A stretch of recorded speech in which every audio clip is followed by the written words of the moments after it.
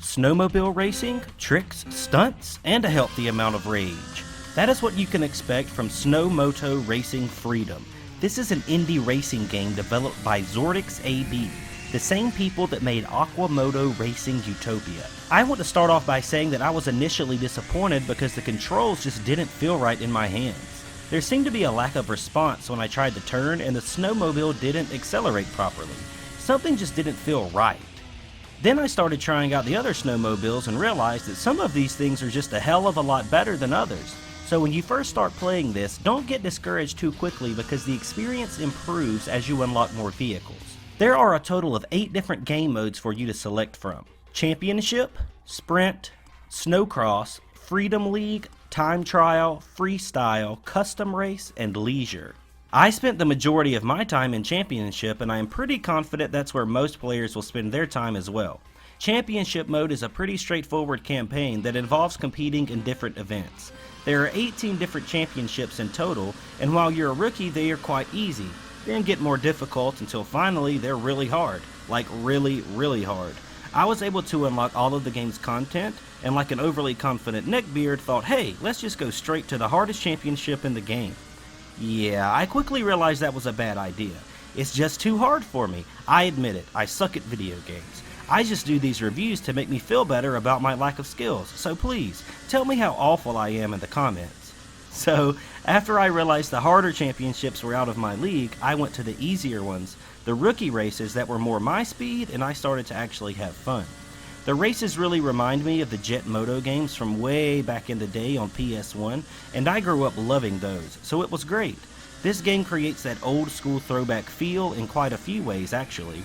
One mode called Freestyle lets you ride around on your snowmobile and jump off ramps so you can pull off tricks and get as many points as possible in 90 seconds. In that way, it reminded me of Cool Borders, another classic game that appeals to me on a variety of levels.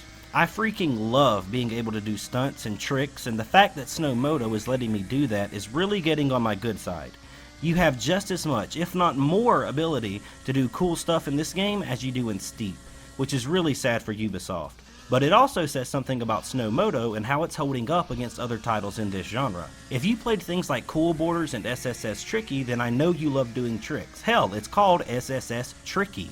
When Steep came out, we were given some sort of GoPro sponsored bullshit that was so focused on being realistic that it forgot to be fun. At least Snowmoto lets me do the things that this genre was founded on. I like to do barrel rolls and flips and any other nonsense that I can't do in real life, so thanks to this game for letting me. So on the single player front, this is doing a lot of pretty great things that I enjoy.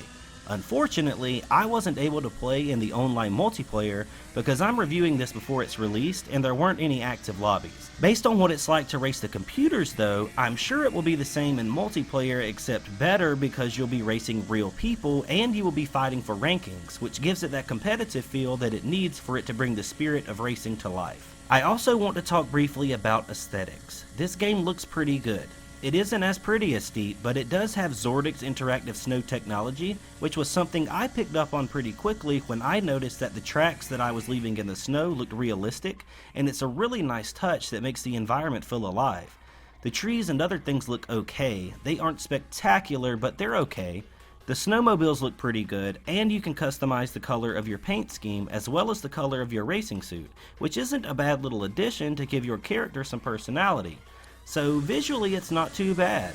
In terms of the audio, it's a little more disappointing. The soundtrack is threadbare, and I noticed that the same song seemed to be playing most of the time. During the race though, the snowmobiles sound great. It's loud and it's exciting, so that helps for sure. Aesthetically, this game is doing enough to get by, but it's also sort of mediocre. That's okay though, because it offers enough different ways to play and it's really fun. I like it and I would play it again, so if you guys are into racing games, I would recommend it. I'm not sure how much it will cost, but I do know that their other game, Moto Racing, is priced at $29.99, so you can probably expect the same thing here.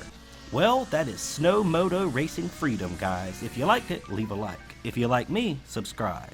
Don't forget to check out the Patreon, join our Discord, and I'll see you on the next one.